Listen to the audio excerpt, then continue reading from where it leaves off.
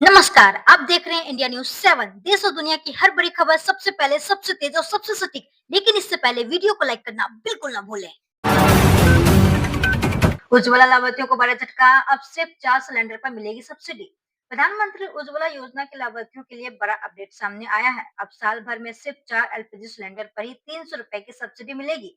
पहले यह लाभ 9 सिलेंडरों तक दिया जाता था। सरकार का कहना है कि पश्चिम एशिया संकट के कारण एलपीजी की लागत बढ़ी है और तेल कंपनियों पर आर्थिक बोझ बढ़ रहा है।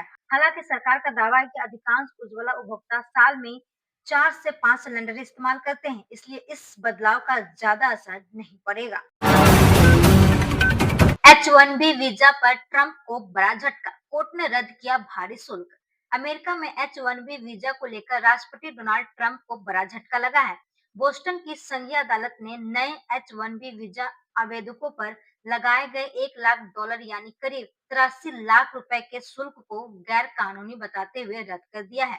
अदालत ने कहा है कि इतनी बड़ी फीस लगाने का प्रशासन के पास कानूनी अधिकार नहीं था। इस फैसले को भारतीय आईटी पेशेवरों और अमेरिकी कंपनियों के लिए बड़ी राहत माना जा रहा है, जो H1B वीजा पर निर्भर है। नीट पेपर लीक पर बड़ा एक्शन, एयरफोर्स और डाक विभाग संभालेंगे जिम्मेदारी। नीट यूजी परीक्षा में पेपर लीक रोकने के लिए सरकार ने बड़ा कदम उठाया है। 21 जून को होने वाली दोबारा परीक्षा के प्रश्न पत्र इस बार निजी कंपनियों की जगह भारतीय वायुसेना और डाक विभाग की मदद से पहुंचाए जाएंगे। एयरफोर्स प्रश्न पत्र को 18 रीजनल सेंटर तक ले जाएगी, जबकि वहां से परीक्षा केंद्र तक डाक विभाग पहुंचाएंगे। पूरी प्रक्रिया त्रिस्तरीय सुरक्षा में घेरे में होगी, जिसमें केंद्रीय सुरक्षा बल, स्थानीय पुलिस और प्रशासनिक अधिकारी भी शामिल रहेंगे। इंडिया गठबंधन की बड़ी बैठक, महंगाई से नीट तक कई मुद्दों पर बनी रणनीति। राजधानी में हुई इंडिया गठबंधन की बैठक में 22 विपक्षी दलों ने कई अहम मुद्दों पर एकजुटता दिखाई। महंगाई, बेरोजगारी, किसानों की समस्याएं, चुनावी प्रक्रिया और नीट पेपर लीक जैसे मुद्दों पर सरकार को घेरने की रणनीति बनी। गठबंधन ने शिक्षा मंत्री धर्मेंद्र प्रधान के इस्तीफे की मांग की और वोटर सूची से जुड़े विवाद पर देश के मुख्य न्यायाधीश को पत्र लिखने का फैसला किया। साथ ही विपक्षी एकता मजबूत करने के लिए हर 2 महीने में बैठक आयोजित करने पर भी सहमति बनी।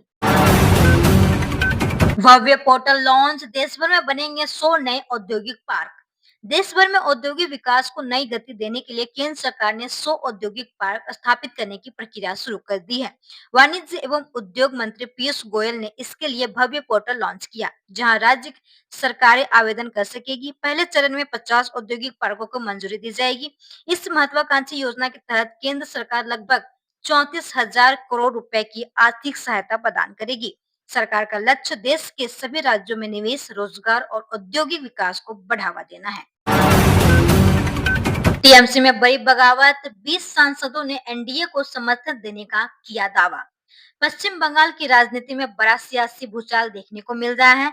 तृणमूल कांग्रेस की सांसद काकोली घोष दस्तीदार ने दावा किया है कि करीब 20 टीएमसी सांसदों ने लोकसभा अध्यक्ष को पत्र लिखकर एनडीए को समर्थन देने की इच्छा जताई। अगर यह कदम औपचारिक रूप लेता है तो लोकसभा में टीएमसी की ताकत पर बड़ा असर पड़ सकता है। फिलहाल पार्टी नेतृत्व की ओर से इस दावे पर कोई आधिकारिक प्रतिक्रिया नहीं आई है, लेकिन बंगाल की राजनीति में हलचल तेज हो गई है। ग्रेट निकोबार में बनेगा 13,000 करोड़ का मेगा एयरपोर्ट, नौसेना भी करेगी इस्तेमाल। ग्रेट निकोबार आइलैंड में 13,000 करोड़ रुपए की लागत से एक विशाल ग्रीनफील्ड हवाई अड्डा बनाया जाएगा। यह एयरपोर्ट सिर्फ नागरिक उड्डयन सेवाओं के लिए नहीं, बल्कि भारतीय नौसेना के राजनीतिक अभियान के लिए भी इस्तेमाल होगा। रक्षा मंत्रालय और नागरिक उड्डयन मंत्रालय मिलकर इस परियोजना का खर्च उठाएंगे। अगले 5 वर्षों में पूरा होने वाले इस प्रोजेक्ट में अंतर्राष्ट्रीय कंटेनर ट्रांसशिपमेंट पोर्ट और पावर प्लांट का निर्माण भी शामिल है। इसे भारत की सामरिक और आर्थिक ताकत बढ़ाने वाला बड़ा कदम माना जा रहा है। मानसून पर मंडराया सुपर एलिनो का खतरा, कम हो सकती है बारिश। देश भर में लोग मानसून का इंतजार कर रहे हैं, लेकिन मौसम वैज्ञानिकों ने एक नई चिंता जताई है। प्रशांत महासागर में बन रहा सुपर एल निनो इस बार बेहद शक्तिशाली हो सकता है, जिसे मोडजिला एल निनो भी कहा जा रहा है। इसके असर से भारत में सामान्य से कम बारिश होने की आशंका बढ़ गई है। यदि ऐसा हुआ तो गर्मी और बढ़ सकती है, जल संकट गहरा सकता है और खेती किसानों पर भी असर पड़ सकता है। मौसम विशेषज्ञ लगातार इसकी निगरानी कर रहे हैं।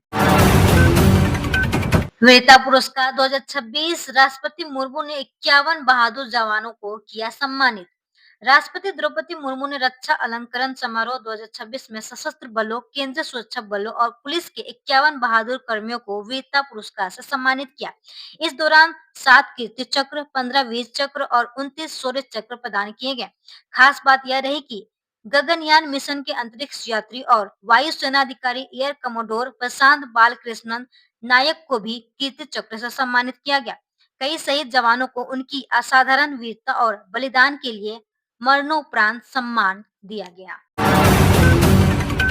912 करोड़ के बैंकिंग घोटाले पर सुप्रीम कोर्ट में याचिका जांच की मांग। 912 करोड़ के कथित बैंकिंग घोटाले को लेकर सुप्रीम कोर्ट में जनहित याचिका दायर की गई है। याचिका में एसेट रिकंस्ट्रक्शन कंपनियों, सार्वजनिक क्षेत्र के बैंक और एक नोएडा स्थित इंफ्रास्ट्रक्चर कंपनी से जुड़े वित्तीय लेन-देन की कोर्ट की निगरानी में जांच की मांग की गई है। साथ ही ईडी, सीबीआई और एसएफआईओ जैसी एजेंसियों को जांच का निर्देश देने की भी अपील की गई है। यह मांग फोरेंसिक ऑडिट रिपोर्ट में सामने आए संदिग्ध लेन-देन के आधार पर उठाई गई है। विशाखापट्टनम स्टील प्लांट में बड़ा हादसा, 8 मजदूरों की दर्दनाक मौत। आंध्र प्रदेश के विशाखापट्टनम स्टील प्लांट में सोमवार को बड़ा औद्योगिक हादसा हो गया। प्लांट में क्रेन के जरिए 1600 डिग्री सेल्सियस तापमान वाला पिघला हुआ लोहा ले जाया जा रहा था। तभी बकेट का संतुलन बिगड़ गया और गर्म लोहा नीचे काम कर रहे मजदूरों पर गिर गया। हादसे में 8 मजदूरों की मौत हो गई, जबकि कई अन्य गंभीर रूप से घायल हो गए। घायलों को अस्पताल में भर्ती कराया गया है। अधिकारियों ने मामले की जाँच शुरू कर दी है और सुरक्षा मानकों में किसी चूक की भी पड़ताल की जा रही है। ऑनलाइन आवेदन से आदेश तक यूपी में शिक्षक तबादलों की तारीखें तय।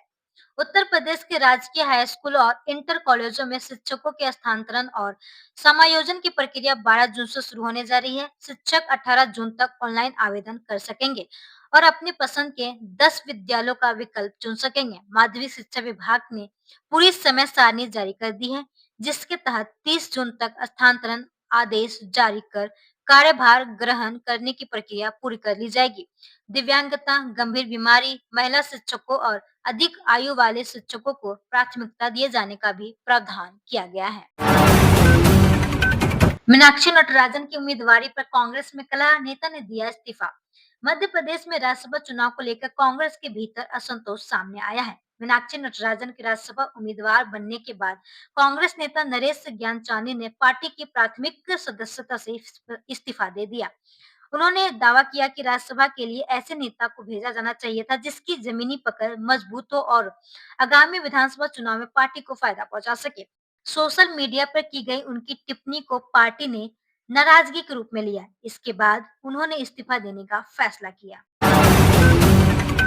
2028 तक साफ होगी यमुना, अमित शाह की समीक्षा बैठक में बड़ा ऐलान। यमुना नदी को साफ और स्वच्छ बनाने के लिए केंद्र सरकार ने बड़ा एक्शन प्लान तैयार किया है। गृह मंत्री अमित शाह की अध्यक्षता में हुई समीक्षा बैठक में तय किया गया कि दिल्ली, हरियाणा और उत्तर प्रदेश मिलकर मिशन मोड में काम करेंगे। केंद्रीय जल शक्ति मंत्री सी.आर. पाटिल ने दावा किया कि जनवरी 2028 तक यमुना पूरी तरह साफ हो जाएगी। इसके लिए 2027 तक 59 नए सीवेज ट्रीटमेंट प्लान बनाए जाएंगे। नालों की सफाई तेज की जाएगी और डेयरियों के कचरों को गैस व खाद में बदला जाएगा। परियोजनाओं की समीक्षा हर 20 दिन में होगी। झारखंड राज्यसभा चुनाव में बड़ी सियासी गर्मी, दूसरी सीट पर कांग्रेस की टक्कर। झारखंड राज्यसभा चुनाव इस बार बेहद दिलचस्प और चर्चित हो गया है। दूसरी सीट पर कांग्रेस के प्रणव झा और भाजपा समर्थित परिमल नाथवानी के बीच सीधा मुकाबला देखने को मिल रहा है। चुनाव को लेकर धनबल और हॉर्स ट्रेडिंग की चर्चाएं भी तेज है। भाजपा ने अंतिम समय में अपनी रणनीति बदलते हुए परिमल नाथवानी को समर्थन दिया है। वहीं कांग्रेस अपने विधायकों को एकजुट रखने के लिए विशेष रणनीति पर काम कर रही है। इस चुनाव को राज्य की रणनीति की बड़ी प्रतिष्ठा की लड़ाई मानी जा रही है। खबरें जो रखे आपको सबसे आगे, ऐसे ही काम की और महत्वपूर्ण खबरें देखने के लिए चैनल को अभी सब्सक्राइब करें। धन्यवाद।